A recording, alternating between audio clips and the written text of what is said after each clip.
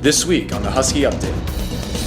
Bostonians give us their thoughts on Pride Month and the corporate activity around it. Northeastern phases out testing for vaccinated students and removes all restrictions on the Boston campus. All this and more on this week's episode of the Husky Update. Your campus, your news, all the time. From the Showman Studio, here is the Husky Update. Hello and welcome to this week's episode of the Husky Update. My name is Aamir. Here's the week's news. For our first story, let's go to field reporter Advika Grover as they talk to students about Pride Month. Thanks, Aamir. Hi, I'm Advika Grover, and I'm here to talk to people around campus about their thoughts on Pride. Come along. What are your thoughts on Pride Month in general? I think Pride Month is a fantastic idea, generally speaking. It's certainly been different this year, however. Do you want to tell us a little more about how it's been different this year? Well, the pandemic has put a limit on to group activities, although we come from Salem, Massachusetts, and we're going to have a delayed Pride parade on September 18th as opposed to in the middle of June. But we did have a flag raising downtown. I support Pride. I'm happy for them. I wish everyone supported them. Super happy that there's so much coverage on it. I know it means a lot to a lot of my friends who are a part of the LGBT community, so I try my best as an ally to be there, especially this month. And the memes are also really great during Pride Month. Everyone steps up their game. It's a good movement that just gets, co-opted the way things get co-opted by the wider world. But people do good stuff within the name of Pride. I think it's a really great time to celebrate all those who maybe didn't get that chance to be celebrated earlier. And I think it's just a really positive month overall, and I think it's really great to be celebrated by everyone. Yeah, I also support Pride, and I feel like it is nice that there is a month dedicated to it. And I'm not sure if there is stuff going on in the city, but I feel like if there was, I would participate in that as well. I mean, I think it's really great to celebrate, and it's nice to see allies and members of that community coming together and celebrate Pride. Do you have any thoughts that you're comfortable sharing about Boston Pride and that entire establishment? Yeah, it's just very entrenched and just not great. It's mostly just sort of not very aware of anything going on in the wider world, and it's just sort of stagnant because of that. And it's their event, Pride in Boston typically just sucks because of that. It's not actually inclusive for anyone, and it's not even fun in a corporate sellout type of way. They can't even sell out in a good way. So it's they're just not doing anything great for anyone. I have seen a lot of people talking about how changing symbols in social media to be rainbow is super performative. So I've seen people talking about that, and I totally see that perspective because if that's all you're doing to support LGBTQ customers and employees, then that's definitely not enough. But it is kind of nice seeing social media accounts kind of all show their support in that way. I just hope that that's not the only thing they're doing. I definitely agree with that, and I definitely notice larger companies, like you said, it's a little more questionable, but I would say a lot of the smaller owned places, especially around Boston, I feel like they do a very good job showing their support for Pride. A more long-term support of Pride in general would be great to see from companies. I think people are very aware of Pride. I think you're going to see lots of rainbow flags, lots of trans flags, lots of non-binary flags in our businesses. There's certainly been a lot of exposure on social media. Unfortunately, there's not that much going on individual to individual because of the pandemic and just the most recent restrictions being lifted. Oh, I think it's really interesting how everyone knows how lots of companies just slap rainbows on products, and then, the first day into July they take it away.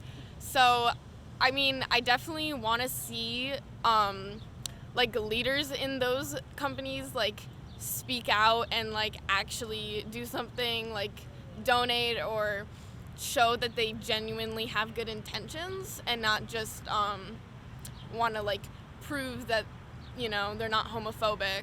Well, I think that some corporations do it more for the looks aspect, but I think in general I do notice a lot of corporations speaking out about it, changing their logos to rainbow and stuff, but I just hope that it's actually meaningful and not just for looks and not just to kind of appeal to a certain community if they don't actually support them. Have you guys done anything special this year for Pride? Has it been different thanks to the pandemic? I guess it's been a little different since there's been a lot of restrictions on everything, but I mean, every day is worth celebrating and coming out of everyone's comfort zones and being able to spread this awareness of Pride. I haven't done anything this year, honestly, just because of COVID, but I did go to a Pride March 2 years ago, back in 2019 in Pride Month, like before COVID, obviously. I think this year I've seen a lot more on social media, which has definitely helped, I think, like myself to be more involved because I've never been to like any sort of Pride events, but seeing it on like different social media feeds has been really helpful in like learning more about it. I went to B-Town and got absolutely drunk with Brittany, so yeah.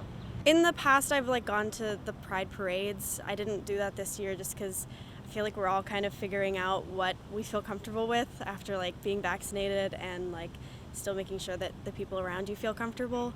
But I look forward to going to one next year, hopefully. But yeah, just like supporting my friends and being there for them is really all. Well, I definitely think that like every year you see more and more people celebrating, and so I feel like more people are becoming aware, even if people weren't able to like physically get together. I think that the strength in the community is like stronger than it was last year. Happy Pride. Happy Pride. Happy Pride! Happy Pride! Happy Pride! Happy Pride! Happy Pride. Happy Pride. Happy Pride. Happy Pride. And that was Pride at Northeastern.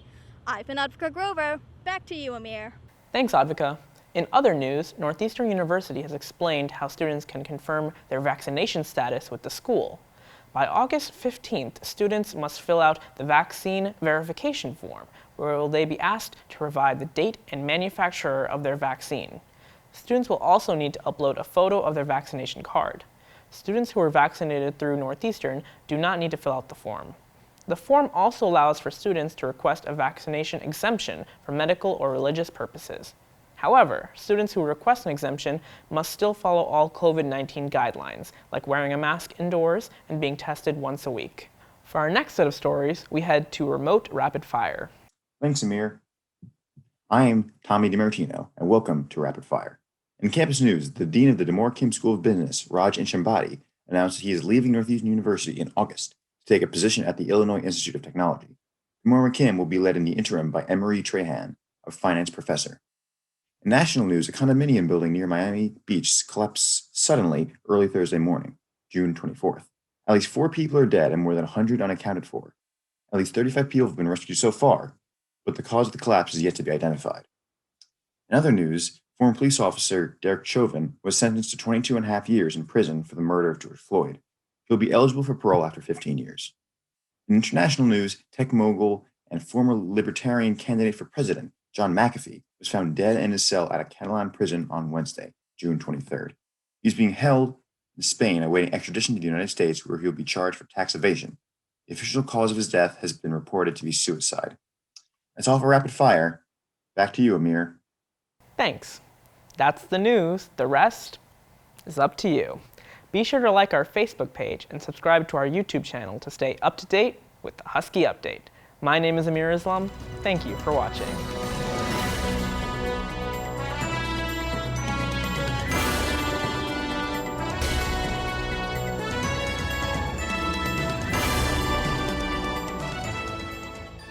Cardi B got Vin Diesel out of a murder charge. Excuse me? Yes, I don't know if she was in the previous ones, but Vin Diesel gets arrested by Interpol for trying to break into an embassy and kill somebody, and then they put him in this super van that's like very private and secure, and then the Interpol agents all take their SWAT gear off, and one of them is just Cardi B. And Also, she's like, Cardi B's gang is like a team of like supermodels. Like they all just take off their bakfalas and they just do like full hair face. and makeup under the SWAT gear. Yeah. Oh And my this is a God. metaphor for Pride, right? Yeah, yeah, Drew made that observation in the theater.